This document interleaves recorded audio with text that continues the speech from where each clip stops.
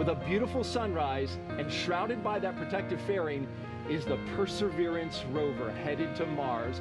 This is a life-size mock-up of the Perseverance rover, which is just like the one we are launching to space. NASA CE. NASA CE is go. SMA. SMA is go. NASA team is ready to proceed. Engine ignition, 2, 1, 0. Release. And liftoff. As the countdown to Mars continues, the perseverance of humanity launching the next generation of robotic explorers to the Red Planet.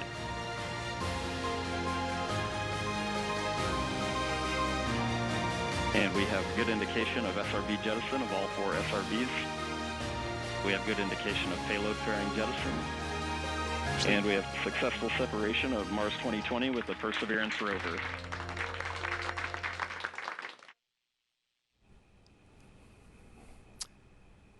And welcome to NASA's post-launch press conference here at the Kennedy Space Center.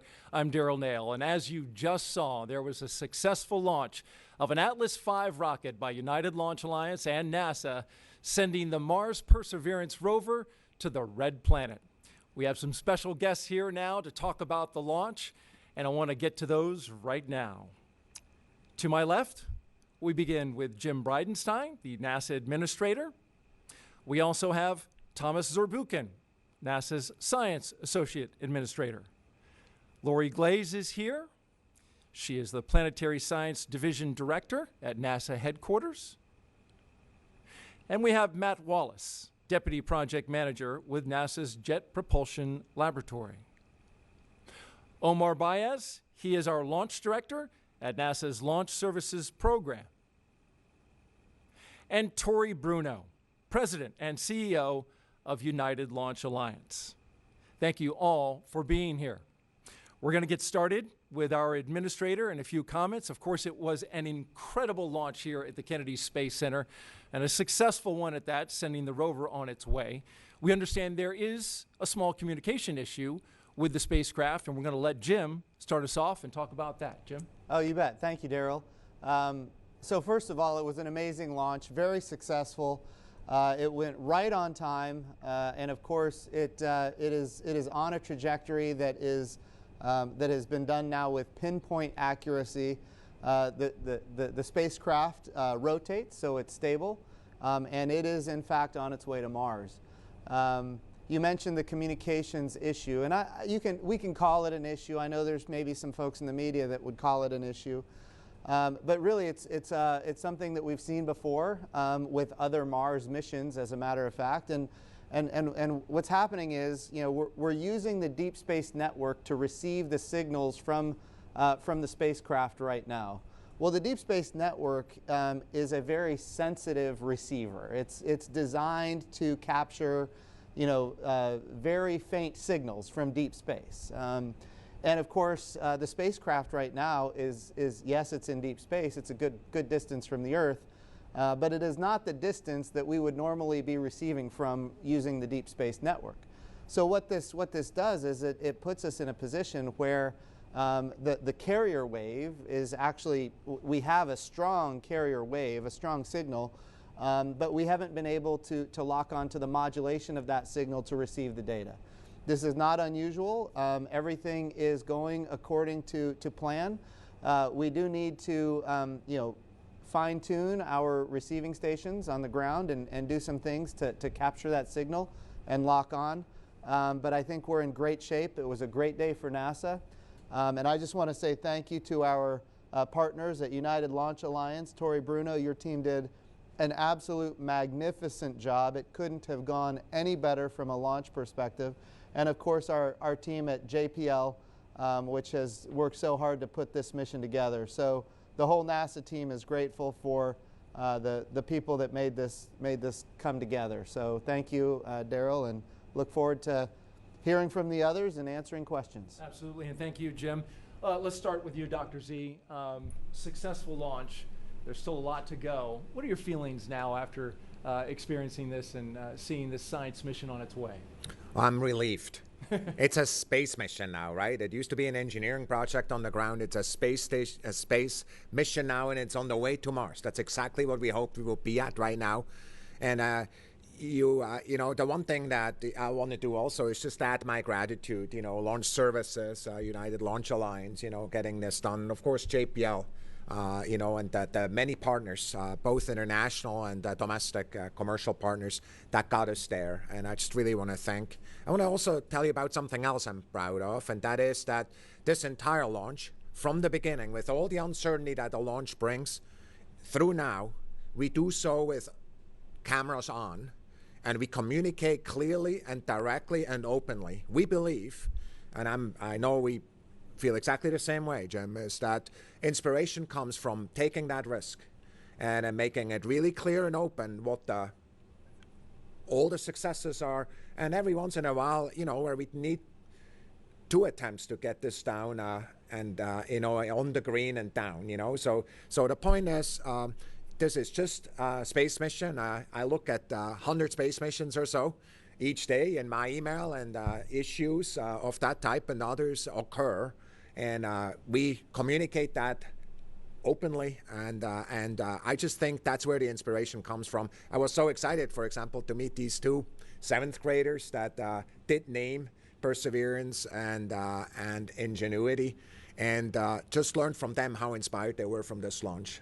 So I really just so grateful and so excited for this mission. You can certainly tell they enjoyed their time here watching from the 5th floor, and you know, getting all the excitement that goes into watching something they helped name go up into space. Lori, let's get to you now. You've got something a little fun planned for us, right? I do, but before we get to that, I want to just take a moment also to thank, of course, ULA and LSP and JPL and all of the scientists and engineers that worked on the Mars 2020 project. All of them that got us here today. We wouldn't be here without the entire team, so thanks go to all of them. I do have something a little special for folks today. We are, of course, with this mission, taking the whole world with us on our way to Mars. And as part of that, we ran a campaign with JPL to invite the world to help us with the countdown to Mars. And so what I'd like to do is share that a little short video that we've put together with the help of folks all around the world.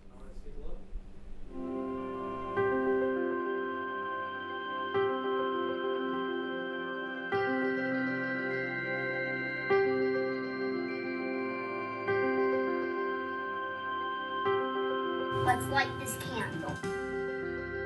10, 9, 8, 7, 6, 5, 4, 3, 2, 1. 0, and liftoff as the countdown to Mars continues. Blast off. Lift off. Lift off. Lift off. The perseverance of humanity launching the next generation of robotic explorers to the Red Planet.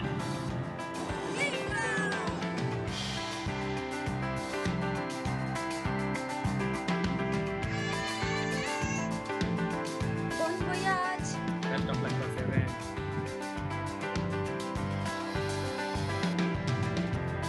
Good luck, Perseverance.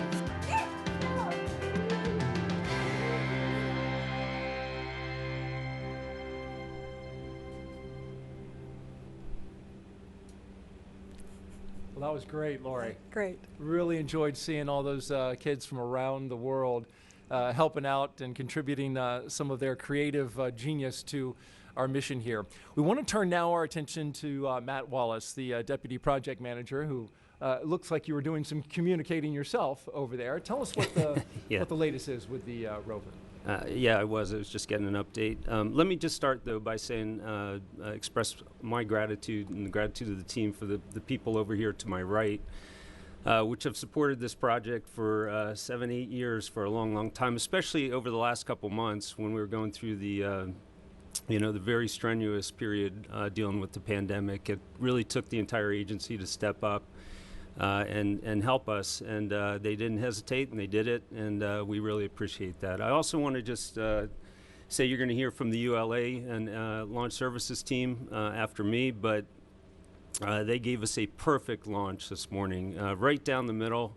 Couldn't have aimed us any better. We look great coming off the Centaur, and they really pushed hard to keep us on this limited planetary launch window in 2020. As most of you know, if you miss this window, you got to wait a couple years, and so it was critically important for us to hit this. And I can't say enough about the professionalism and the support they gave us over the last couple months in particular.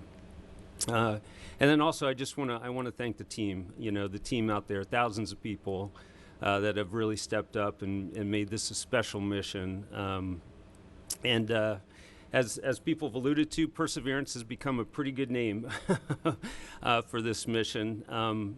So let me talk a little bit about what we've been dealing with just today.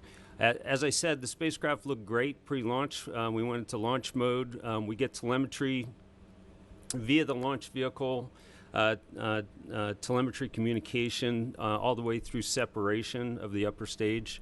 And then we go into a period where we have to wait until we come out of the eclipse of the Earth. Essentially, the Earth is shadowing the sun, and therefore the spacecraft doesn't have a lot of power. And so we don't turn on our high power transmitter, and we wait until we're in a better power situation to do that. So at about 9:15 or so this morning, as expected, the transmitter turned on. The signal strength looked very good at the receive station.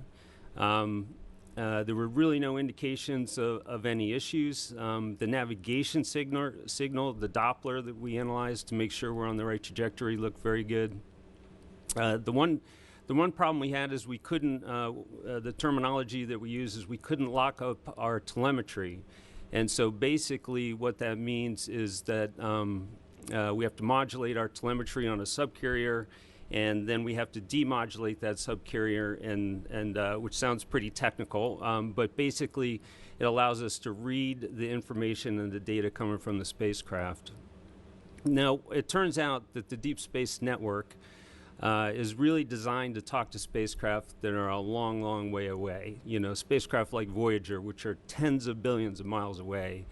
And so they have very sensitive receivers, very big antennas, and to configure them, in fact, to talk to a spacecraft that is this close to the Earth is a little out of the ordinary. And so we know, and we have had issues in the past before. In fact, the last mission I worked on, the Curiosity mission, which launched in 2011, had this issue where we were basically saturating the receiver at the ground station. And so it takes us a little while to essentially figure out how to configure the ground station such that we're able to demodulate that telemetry signal and get the information from the spacecraft. And that's what we've been working through over the last hour and a half or so since the transmitter turned on. I did, just as the administrator was speaking, I did just get a text that we were able to lock up on that telemetry. And so we'll be starting to get some information on spacecraft and spacecraft health very soon. The good news, though, is that you know, all the indications that we have, and we have quite a few, are that the spacecraft's just fine.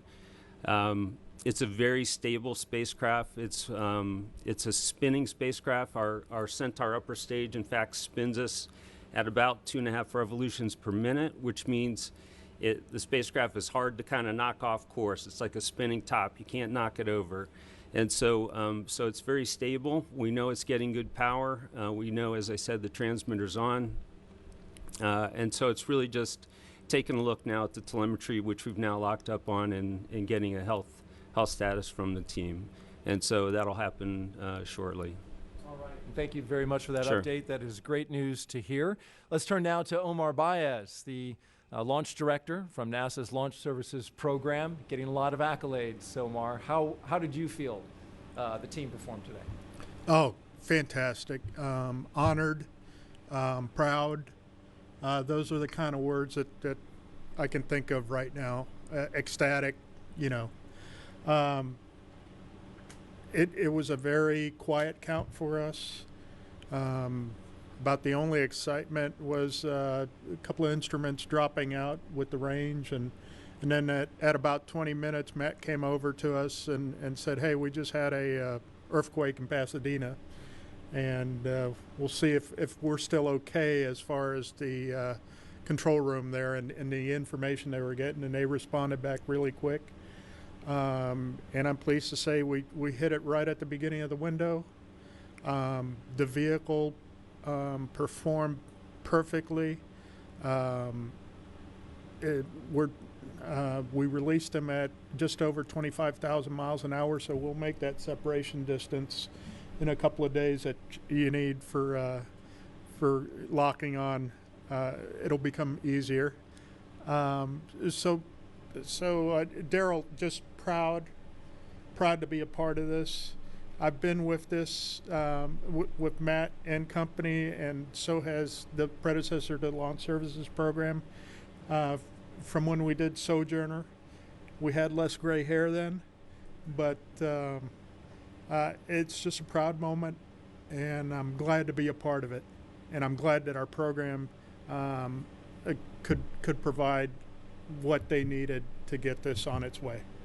Congratulations again to your team. You certainly had a good partner in this effort, United Launch Alliance. And so now we'll turn to Tori Bruno, the CEO and president of ULA. Tori, you said that this rocket would leap off the pad, and indeed it did. That thing got out of here in a hurry. Yes, it did. It was a beautiful day, as you saw in the video, and the winds were nearly dead calm out at the pad. And so, as you heard, we ignited. The Atlas performed really nominally throughout the mission, and we ended with just an extraordinarily accurate orbital insertion. And really the only excitement that we had today at all is what Omar referred to, where people in California thought they felt an earthquake, but really they were just feeling mighty Atlas crouching down to leap off the Earth. Thank you very much, Tori. We appreciate that. A little rumble in California and some rumble here in Florida. All right, we are now going to go to the phones and get some questions from our media members out there, and we'll also take questions from social media at the hashtag Countdown to Mars. We will begin with Paul Brinkman, who's on the phone, who is with UPI. Paul, go ahead. Hi, yeah, thanks very much. So we're talking about launch here, but all of this is aimed at proper Mars arrival in 7 months. So can I ask one of you, I guess Matt Wallace, to talk about that next big step in this process? How do you verify that the craft has properly arrived at Mars? And then for the entry and landing, is this basically a total copy of the EDL for our Curiosity, or how is it different? Yeah, sure. I can take a shot at some of those. Well, we'll spend the next 6.5 months or so in cruise, and we'll do a lot of engineering checkouts and health checks and make sure the spacecraft is ready to go for entry, descent, and landing. It is definitely by far the most difficult part of the mission. The spacecraft has to perform the entire process of getting down to the surface autonomously. There's no human interaction with the spacecraft during that period of time. And basically, we start prepping for it maybe 8 days out or so. And as we get closer and closer to the outer atmosphere, there's more and more autonomy. Especially this spacecraft essentially starts to do what it needs to do on its own without our interaction. And then we do land in a way that's very similar to Curiosity. We were able to leverage a lot of the investment we made in that mission, getting Curiosity down to Gale Crater. So we come in, on the order of 12,000 miles an hour. Our entry capsule will slow us down. We will steer that entry capsule hypersonically so that we aim right at our landing site. And then when we're still moving at about Mach 2, we inflate our big supersonic parachute. It's about a 70-foot chute. That's an exciting moment in the mission, and that'll slow us down to maybe 150 miles an hour or so. And then the heat shield, the bottom of the entry capsule, drops off when we start to acquire the ground. At this point, we do something a little bit different than Curiosity did. We have a new capability. It's a hazard avoidance capability, and it's a very powerful new system. We call it terrain relative navigation, and it's actually enabled us to target Jezero Crater, which is a location we could not have gotten into with the Curiosity MSL mission. There are just too many landing hazards. But the way it works is we take a picture as we're coming down, and then we find ourselves in a map that we have stored on board from orbital imagery. And once we know where we are in that map, we essentially divert the spacecraft away from the hazards that could be dangerous to it during landing. And we do that during what we call powered descent. We have something called a descent stage, which carries the rover with 8 big main engines down to the surface. As the rover gets close to the surface, it deploys down on a tether. That's a maneuver we call the sky crane maneuver. The rover will touch down on its wheels, we'll cut the tether, and we'll be ready to go on the surface. So, so there are a lot of similarities, but we have some new capabilities as well to help us get into these more scientifically interesting sites like Jezero. Thank you very much. The only thing is we have to wait 6.5 months for all this. Thanks for describing those exciting moments that will be happening in that time, February 18th, right, 2021. Our next question comes to us from Marcia Dunn with Associated Press. Go ahead, Marcia. Yes, hi. Probably for Matt. I'm wondering, provided this lock on the data stays solid, how much longer do we have to wait to get a full read on the spacecraft health? And I'm wondering, up until the time you got that text a few minutes ago, if this led to some extra sweaty palms, a little bit of heart fluttering until after a long day. Thanks. I'm not sure I heard the entire question, but I think the first part was associated with how long it would take before we had some spacecraft telemetry. The team will be pouring through that telemetry, as we speak. I would say another 30 to 60 minutes or so. We'll have a pretty good understanding of, the different spacecraft systems. They'll be looking at the power production out of the solar arrays. They'll look at the temperatures around the spacecraft, the thermal conditions. We'll obviously be taking a look at the telecommunication systems, be looking for any other faults or anomalies, obviously, on the spacecraft. But I would say on the order of 30 to 60 minutes or so from now, we'll have an update probably.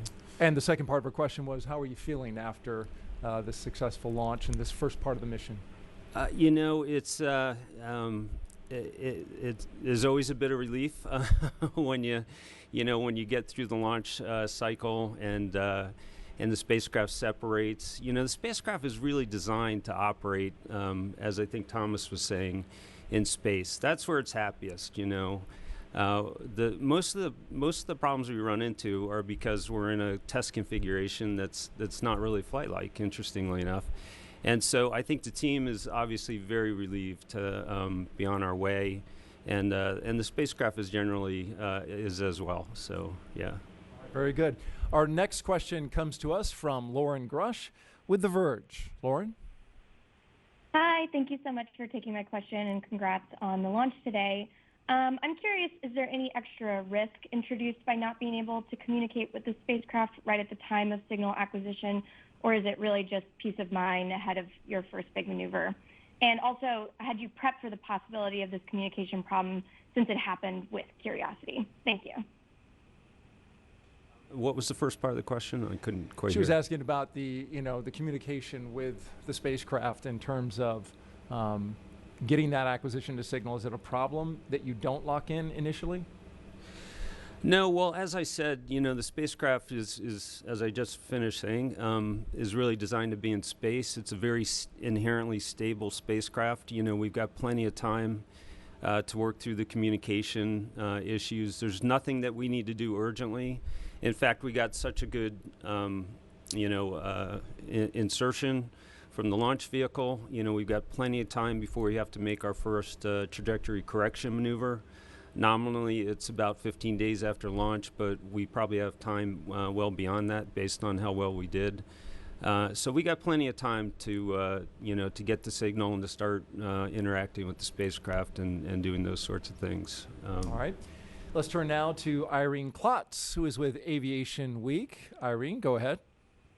Thanks very much. I may have, I'm not sure if I heard this correctly, but once the spacecraft reaches, is it 25,000 miles that this issue becomes moot, whether or not you're able to do the comms by modulating the signal or not? That's from Matt. So in other words, how far away does Perseverance need to be before it enters the true deep space mode of communications?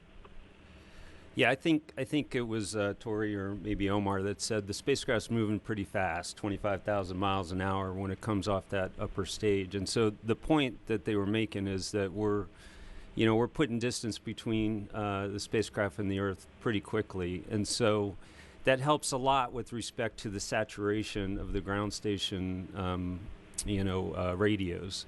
And so really within hours, the power will drop. And that can help, certainly, yeah. And real quick, Omar, what were the numbers on the release of the spacecraft? It's just over 25,000 miles per hour. Okay, very good. All right, let's turn now to Russell Pins, who is with Pacific Rim Media. Russell, go ahead and ask your question.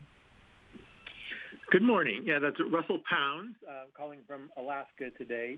And this is for Administrator Bridenstine. The question is, when does the light go on for students that America's investment in space exploration is worth the money? And then as a follow-up for adults, if it's a different kind of time when they realize, oh, this is worth our while, when is it that happens?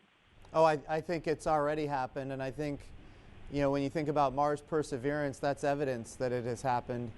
We just had a few folks here on the panel talk about Sojourner and its success, and then of course Spirit and Opportunity and the success of those robots, and then Curiosity and now Perseverance. Look, every single one of these missions gets more complex and more sophisticated, and right now we have the single most sophisticated, complex robot ever sent to another world, and so we're very excited about it. But I think the American people see the benefit of these activities, not just in terms of science, but also in the development of technology that we all benefit from. So I think as far as the American public goes, there's a lot of enthusiasm for these missions. And of course, as far as children go, these are the kind of moments where people decide, young folks can decide, wow, that's something I want to do when I grow up, and they go into the STEM fields and they get interested in STEM activities. So I think all of America is very proud and excited about this mission, and the ones that in fact came before it, and the ones that are operating on Mars right now today. We certainly got a sample of that from Lori's video and some of the kids that we saw there. Let's pause for a second and ask a question to Omar while we are waiting for these 7 months for Mars Perseverance to land. What is next for LSP? So LSP's next launch is the Microfrylix Sentinel-6 mission out of Vandenberg, and that's in November. But we do have a very full manifest of other missions that are in queue. So yeah, next up in the lineup for launch, Sentinel-6, and quite a few other missions to fly out in a year later. Good to hear the manifest is full over there. For Tori, ULA has launched 4 previous missions to Mars on an Atlas V. Was there anything different that you did with this configuration that was different than the others? Yeah, there was. So there were probably 2 important things that were different. The first was that the planetary protection requirements in terms of cleanliness and biological contamination were updated for this mission, making this probably the cleanest spacecraft that has ever gone to space. That was a significant challenge. And then we combined that with another new thing, which was to bring in the nuclear battery, the multi-mission radioisotope thermoelectric generator, laid into the flow and actually breach that encapsulated volume where we keep the ultra-clean spacecraft, where it was prepared in its own facility in order to install the battery out near the pad in what is essentially an outdoor vertical integration facility. And so that meant constructing a clean room that could be put onto the VIF on a platform and then have people come in there and do that work while maintaining all of those protocols, both handling of the plutonium as well as protecting Mars from the spacecraft itself so that the experiments could be successful. So that was a pretty big challenge for our people, and of course they had to do it in the midst of COVID just like your teams did, and I could not be more proud and more humbled by the courage and the dedication of my launch team that just pulled all that off. And congratulations on that great work. Going to go back to the phone bridge now, and we'll get a question from Leo Enright, who is with Irish Television. Thanks very much, and congratulations on the launch today. A couple of questions. One for the rocket people, as it were, about spacecraft separation. We saw a blink and you miss it video of spacecraft SEP. I just wondered if we're going to see any further video, or is that it? And then for Matt Wallace, if I may, could you be a bit specific about what time of day you're planning to land on Mars? It helps us TV people plan ahead. Is it morning, noon, or middle of the night?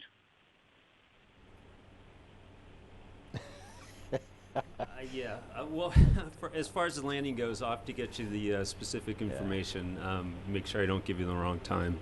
And I'll let Omar and Tori answer the other question. I can go. Yeah, so we have a little bit more video than that. I mean, we can certainly make it available, but what you saw is what you saw. It came off very, very clean, 2.5 RPM, and it just gets further and further away until it disappears. But what I will commit to do for you, as I always do for every mission, I will publish the bullseye chart, as we call it, that shows you all of the significant orbital parameters relative to the error that we were allowed that would have been within the spacecraft's capability to correct its trajectory. It's going to be pretty close to plus or minus perfect, and I will tweet that probably in the next day or two once we get it all processed. Looking forward to that report card. The video of it separating is one thing, but the video, we're going to get kind of new imagery that we've never been able to get before on the entry, descent, and landing. Can you talk about that? This mission has more cameras on it than any mission we've ever sent before, and I think the images and the video that we're going to get back from the Perseverance rover during that entry, descent, and landing, and then once it's on the surface as well, is just going to be absolutely stunning. We'll be able to capture what it looks like coming down. I believe there's cameras looking up to get the parachute. We've got, it is extremely well equipped, and I think it's, again, going to be something that we can feel like we're actually there riding along with Perseverance on the way down. We're going to see images of the sky crane.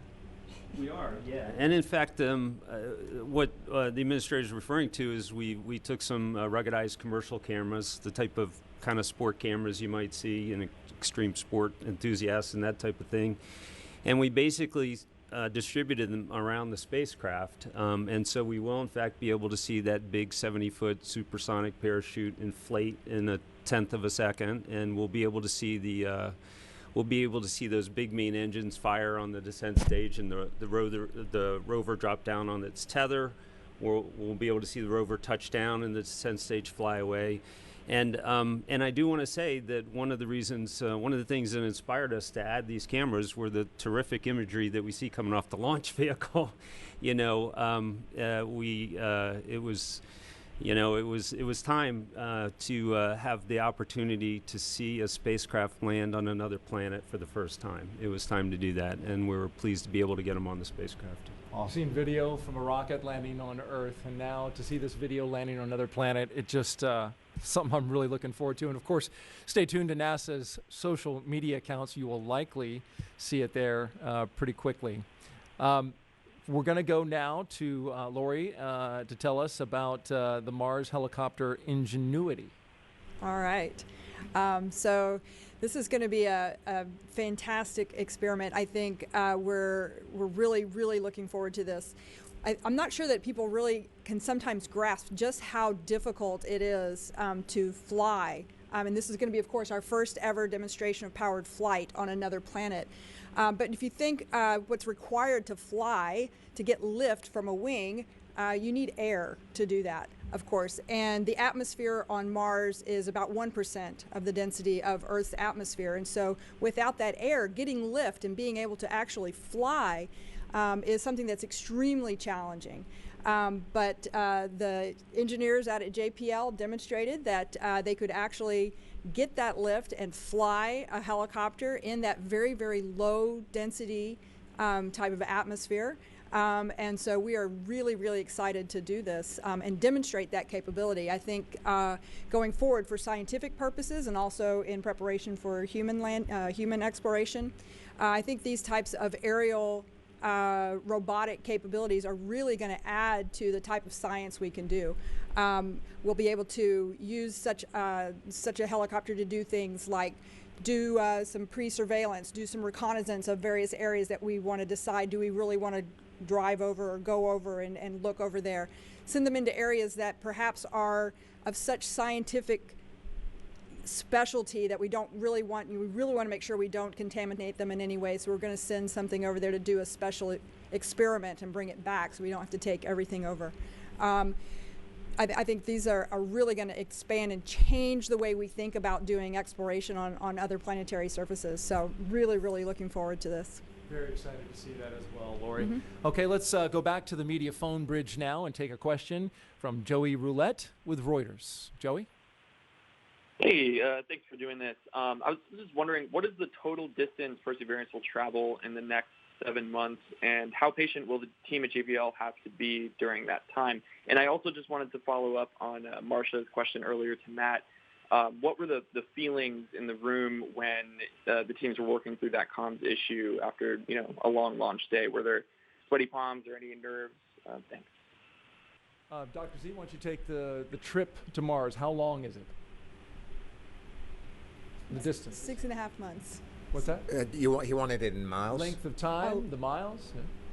Oh, did he ask the distance, I believe? Oh, yeah, the distance. Distance traversed. 100 million miles, Yeah. to travel from here to Mars, and yeah, the team will. They still got plenty of preparation to do for entry, descent, and landing, and surface operations. So they'll be busy during that period of time for sure. I do want to talk about the second question. It's like, how was it when the team addressed this issue? I just want to tell you, like it always is. This is, you want to be a rocket scientist, this is what you do. It's like, we're not just scoring hole-in-ones every time. And what we do is we let the people work. We had Matt talking to us, and we let him work, and we listened what he had to say. We did not add data. We listened what he had to say. We communicated it like we always do. It's like we always do it. It's just, I mean, you have to have a little bit of nerves if you're in that business. But the point is, that's why we love it so much. It's because we solve problems together as teams. Right now, I know, I do not see them right now, but I feel them. Right now, there are these amazing JPLers sitting there in Pasadena. There's some people right here solving this problem right now. Before I go to bed, I will know what it is in detail. I'll take any bet with anybody who wants that right now. Why do I do that? Because I observe it every time. And, whether that's with JPL, whether that's with Goddard, whether that's with Lockheed Martin, this is the commitment that it takes. And so for me, it was exactly like it always is. It's just an issue. It's rocket science. Excellent. No takers on that bet here. Let's go back to the phone. And Mary Liz Bender from Inverse, you have a question? Yes, thank you so much. Wow, that was such a beautiful launch today. Congratulations. I am really excited about all of the new functionality on this rover. I've been talking to the JPL engineers all week about how we keep stepping up the rover status, and now I know we're working toward getting to a place where we can have huge rovers that can assist humans in our exploration of Mars. So I'm just curious, what are kind of the steps that take us from here to there? I'm sure we don't know everything, but what do you kind of see as maybe the next set of missions, and how might they improve on this one? I can take that one. So I think the next step that's going to move us along towards human exploration that we'd like to see at some point in the decades to come here is the Mars sample return mission. This is the very next mission to Mars that'll follow on after Perseverance, and it's actually the next step in trying to go back to Mars and collect the samples that Perseverance is going to store on the surface for us. And that Mars sample return mission is actually going to demonstrate even more capabilities that we're going to need in order to explore with humans at Mars. First off, that mission is going to have to be able to demonstrate how to launch from the surface of Mars. We're going to send a rocket, the Mars Ascent Vehicle, to Mars. We're going to have to get those samples and put them into that rocket and launch them into orbit at Mars. And we certainly are going to need that capability when we send humans. We're also going to demonstrate with that mission the ability to rendezvous in space around another planet.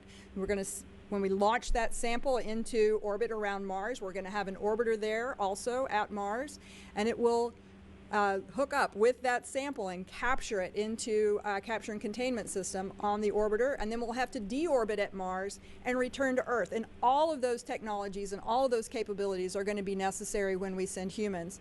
So I think we just, with each mission, with each robotic mission, we demonstrate those next capabilities that we're going to need and build the bridge that we're going to need to get to human exploration. All right, thank you, Lori. Yes, sir. And that is that you know, there's three more things that are really important. The first one is that actually, roughly in the same time frame, we're trying to design an ice mapper, one that is really focused on actually finding water resources, because also that we want to have available for humans when we're going. It's part of our budget that's under consideration on the Hill. I think the second thing I want to say for the science community, this is a really interesting decadal that just started, because this decadal has a lot more opportunity focused on the collaboration with human exploration than in the past. And the third piece is, increasingly, as we go to the moon with astronauts, we learn back all these things that in the past perhaps we knew, but entirely new ways with commercial partner, with international partners. We're also going to learn how to build these capabilities that actually bring, you know, humans to Mars in the late 30s. So for us, that's really, you know, these three things in parallel, over and above the Mars sample return, are just, you know, really opening up the spectrum on Mars exploration to a level which no other decade really has in the past. All right, thank you, Dr. Z. We have some questions on social media that we're going to get to in just a second, but first let's get a question in from Eric Berger with Ars Technica. Eric? Hi, congratulations everyone. Thanks for doing this. Wondering if someone there could clarify whether the spacecraft is currently in safe mode, and if that's normal procedure for this time, and you know when it's going to be brought up to sort of regular operations in deep space. Thank you. So when we started this discussion, we weren't really sure, but it appears as though we came off the launch vehicle in our normal cruise mode. I'm just getting some indications that we had a minor temperature transient that's recovered that may have put us into safe mode. If so, that's perfectly fine. The spacecraft is happy there. So the team is working through that telemetry. They're going to look through the rest of the spacecraft health. So far, everything I've seen looks good. And so we'll know more in a little bit. And now to social media. James on Twitter asks, when is the landing date on Mars? We know that to be February 18th, 2021. I think at 3:30 Eastern. Is that something roughly like that? Stay tuned on that one. And then when is Ingenuity's first flight, Lori? Question. Matt's going to have to give me some help here, but I believe it's about 30 to 60 days after we land. We're hoping to get it done somewhere in that time frame, maybe 50 to 90 sols. Each day on Mars is called a sol, and so within the first 50 to 90 Mars days or so, we hope to fly start flying the helicopter. Very good. Vizag on Twitter asks, how significant will it be to us humans if we find signatures of ancient life or maybe present life on Mars? Dr. Z? Those are the kind of questions that, frankly, keep me up at night in excitement, not in worries like some other nights like the last one. Because if you look at history, recognitions like that, new insight like this have transformed not only how we think about ourselves, but frankly, how we think and act as humans, right? The recognition that the sun is the center of the solar system, not the Earth, had tremendous impact on Earth. And so for me, the life question is really quite foundational. I'm really interested in what the administrator says to this, right? For me, it's as a scientist, it's really the holy grail. It's like, when you go from n equals 1, there's only one life we've ever observed, to n equals many, multiple lives, everything changes. You can do research, you can ask questions, you have no clue how to even start, right? It's like opening up a whole new building of exploration in a way you never could. But how do you feel about it? Well, I think there would be no bigger discovery in the history of humanity than finding life that is not on our own world. And I think it'll fundamentally transform how we do exploration in the future. We've been on this path of following the water to determine if some place is habitable or not. Now we know that there was, at one point in time, habitability on Mars. We don't know if it was inhabited, but if we were to make a discovery that it in fact was, I would imagine everything from that point forward is going to be, okay, what other life is out there? How do we get to it? How do we study it? How do we understand it? It'll be absolutely the biggest discovery, I think, in history. But I also think it will enable us to do more than we've ever been able to do before, because there will be such a profound interest in going further and doing more. So look, I think everybody's going to have to answer that question for themselves, but certainly there's a lot of interest in finding life that's not on this world, and that's what we're trying to do. Absolutely, and thank you for that. One more question from social media. Dennis Morissette on Facebook asks, are the cameras on board Perseverance much better than those on Curiosity? And we understand that they are. They are, yeah. We have a number of different cameras on board. I talked about the what we call the entry, descent, and landing cameras. Those are high definition 1080p type video cameras. We also have a set of science cameras at the top of the mast, which are called Mastcam Z cameras, and they're enhanced from the Curiosity cameras in that they have a zoom capability, and so those are also better. We also have a set of engineering cameras dispersed around the rover. Those engineering cameras we use to look at the surroundings, to look for hazards when we're driving, when we're doing our workspace operations with our robot arm, and those sorts of things. And those are significantly higher resolution than the ones on Curiosity. I think they're on the order of about 20 megapixels color cameras, and Curiosity carried 1 megapixel black and white cameras, just to give you a sense. So yeah, we've kind of upgraded our cameras across the board on the vehicle, yeah. It's going to be like being there, 20 megapixel? It will be, and we have I just add in, we have a microphone as well. So not only will we be able to see things, but we'll be able to hear them as well for the first time. And so it's going to provide a real presence for us. That's outstanding. All right, let's go to space.com, and we have a question from Megan Barteef. Go ahead, Megan. Hi, Megan Bartels from Space.com here. Thanks so much for taking my question. The first part of it is for, I think, Mr. Bridenstine or Dr. Glaze. I was hoping you could talk through sort of how exciting it is to get a planetary science mission like this off the ground in the middle of a pandemic. And then for Mr. Wallace, if you could talk a bit about what the next 7 months look like for the team and any way that that has been shaped or affected by the pandemic as well. Thanks so much. Sure. I'll start, and then I'll let Lori take it from there. But when we think about this particular mission, when I first came to NASA, it was quite frankly in trouble, and people were worried about whether or not we were going to be able to launch in 2020 at all. And then we made it even more complex by saying, hey, we want to put a helicopter on here as well. We gave it the resources, we gave it the attention. JPL did a magnificent job. At one point we had a cracked heat shield, and of course Lockheed Martin and our partners there moved forward to get that fixed. So yes, adversity all along the way, but this is true for any project of this nature. But you know what? What we didn't expect was something that is, as you identified, the pandemic. And so you add all of the adversity in a project like this together, and then you put on top of that the coronavirus, and people, like a large fraction of NASA's workforce and JPL's workforce and the ULA workforce actually staying at home. And the other part, smaller parts of our organizations going to work with personal protective equipment, socially distanced, breaking up, the shifts so that we can minimize the amount of contact.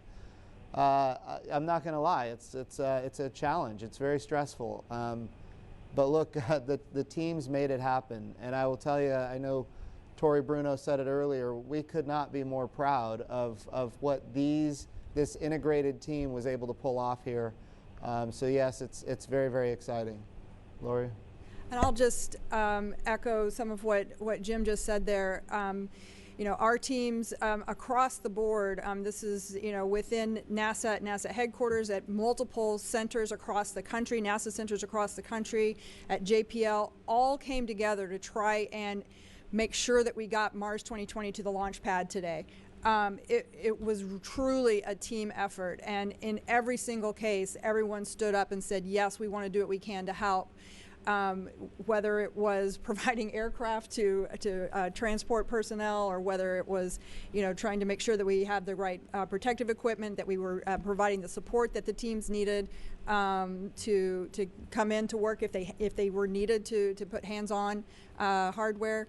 But it was not easy, and as Jim says, a lot of our workforce has been working from home and trying to balance the work that had to get done with sharing the Wi-Fi bandwidth with their spouses, who are also trying to get their work done, and their kids are trying to do their schoolwork and get their work done. It's been a real challenge, and I have to say that I think all of us within the Planetary Science Division are so excited and so happy that we were able to pull this off, to actually get it done. It was a lot of work, but I'm proud of my team. I'm proud of the JPL team. I'm proud of every one of them. We somehow made it through this. All right, we'll get a question in from Keith Cowing with NASA Watch. Keith? Thanks for giving us this opportunity today. Right now, the nation's in the midst of a pandemic nightmare, and it's not going to end anytime soon. It's going to be a dark, scary winter with 328 million Americans going to be, staring at their computers and their TVs, as will billions of people around the world. NASA's sending an astrobiology droid to Mars to look for evidence of life. It may discover that we're not alone. Now, how cool is that?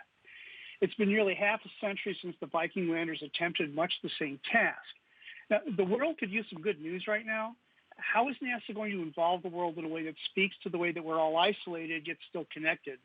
In essence, how will NASA make the Perseverance mission a bright light amidst an otherwise very gloomy winter? No, that's an important question. I think the key word that you use there is the word astrobiology. I don't even know if maybe 10 years ago we even used that word, but now it's very apparent that we have water throughout our own solar system, and there are places in our own solar system that could in fact be habitable, not just in the ancient past, but even today. And so yeah, I think that putting together these kinds of missions that could not just inspire the next generations, but inspire those of us that are in the middle of our career or maybe even retired. These are the kind of things that NASA can do in very difficult times, and we're excited about it. And we have a follow-up to that from Dr. Z. I really appreciate that question, Keith. And you talked about this as a bright light.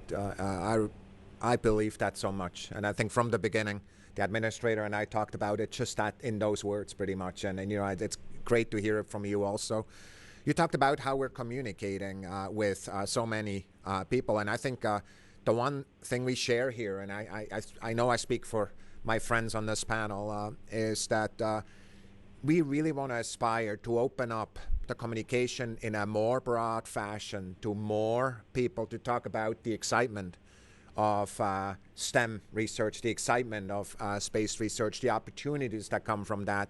It's exciting and it's also good for the world.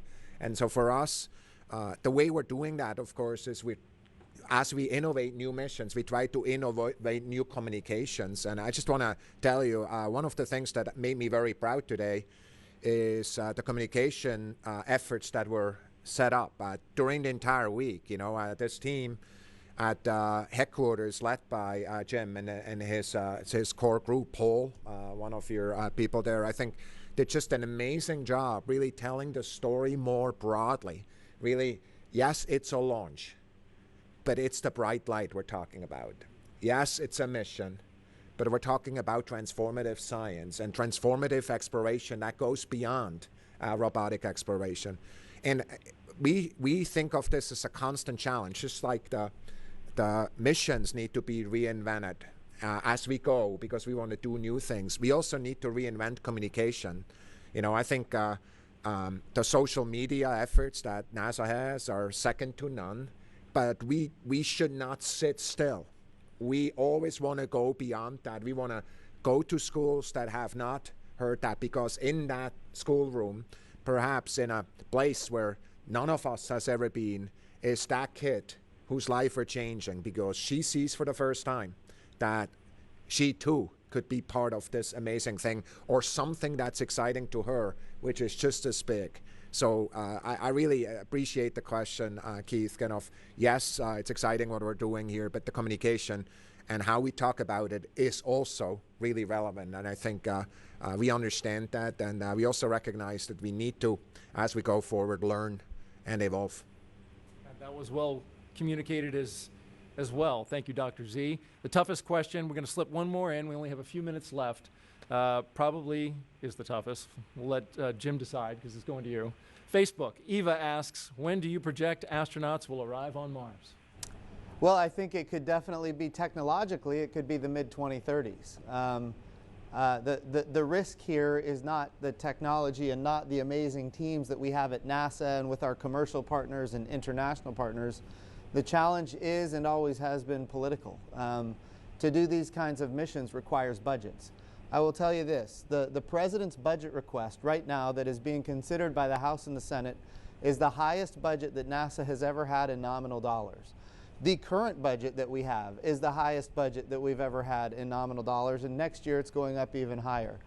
And that's with bipartisan support in the House and the Senate. We have gotten the budget that we have. And of course, next year we want to get even more.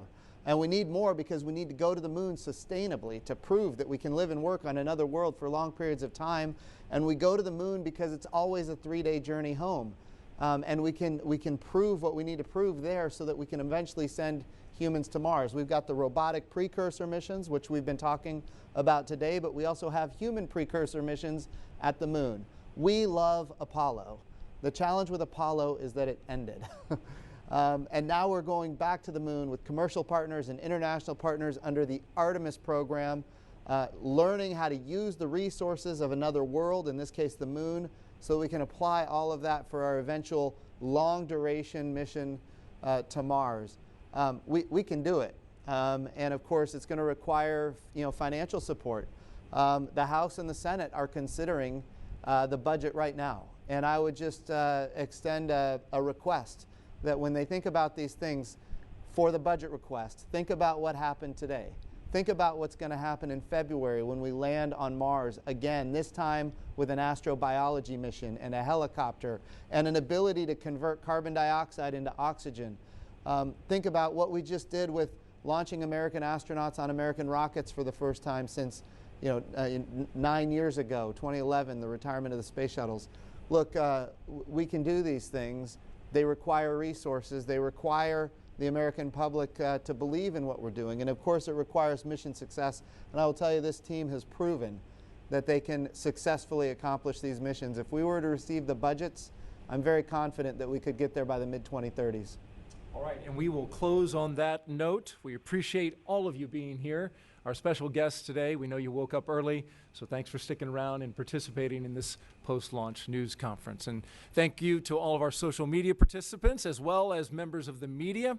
For more information on today's mission, you can go to nasa.gov, nasa.gov/perseverance, and mars.nasa.gov/perseverance. Thank you for joining us, everyone. Have a great day, and remember, keep looking up.